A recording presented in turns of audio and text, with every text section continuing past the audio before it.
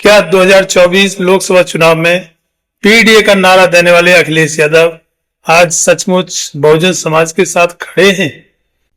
नमस्कार दोस्तों, real news channel पर आप सभी का हार्दिक स्वागत है। हमारे आज के इस बेहद महत्वपूर्ण वीडियो में आज हम बात करने वाले हैं उस मुद्दे पर जो इस समय देश के बहुजन समाज यानी SC ST और OBC समुदाय के युवाओं के भविष्य से सीधा जुड़ा हुआ है।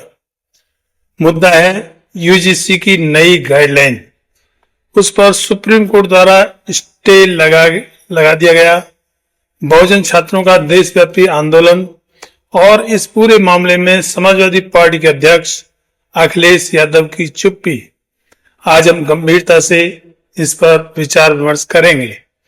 क्या 2024 लोकसभा चुनाव में पीडीए का नारा देने वाले अखिलेश यादव आज सचमुच बहुजन समाज के साथ खड़े हैं, या फिर उनकी राजनीति केवल वोट लेने तक ही सीमित थी?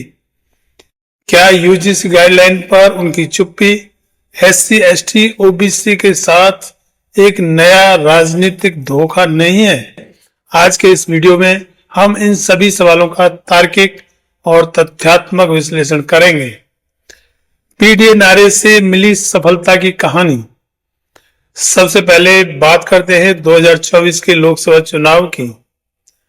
2024 के चुनाव में समाजवादी पार्टी ने एक नया राजनीतिक नारा दिया था, पीडीए यानी पिछड़ा दलित अल्पसंख्यक। इस नारे के सहारे अखिलेश यादव ने उत्तर प्रदेश की राजनीति में खुद को बहुजन समाज का सबसे बड़ा नेता साबित करने की कोशिश की थी। नतीजा क्या हुआ? समाजवादी पार्टी को 37 लोकसभा सीटों पर ऐतिहासिक जीत मिली।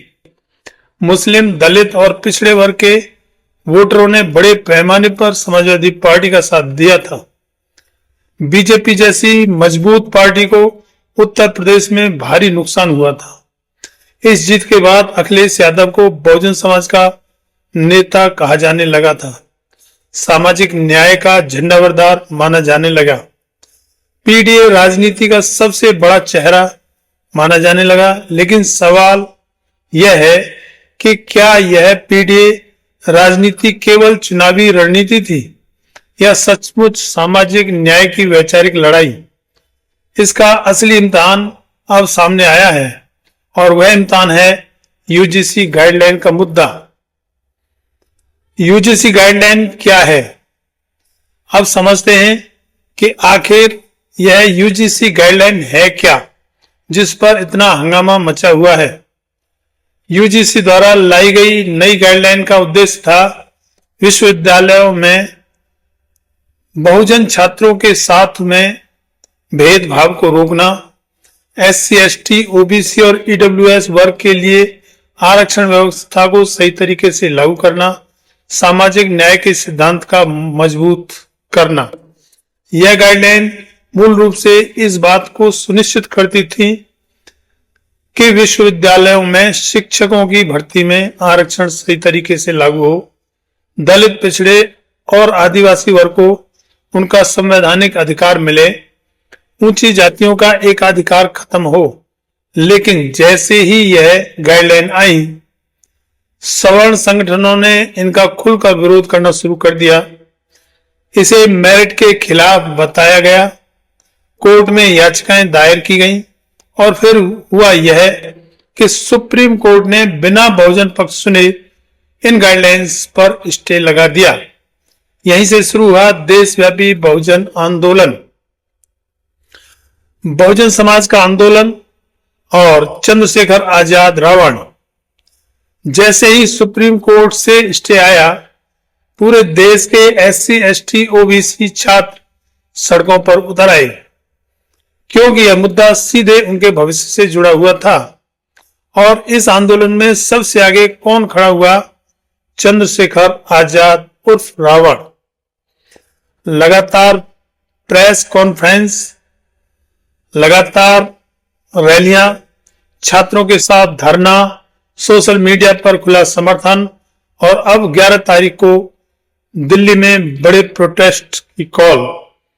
चंद्रशेखर आजाद ने साफ कहा, यह लड़ाई केवल गाइडलाइन की नहीं बल्कि बहुजन समाज के अधिकारों की लड़ाई है। आज पूरे देश में एकमात्र बड़ा नेता जो इस मुद्दे पर खुलकर बोल रहा है वह है चंद्रशेखर आजाद रावण। लेकिन अखिलेश यादव हैं कहां?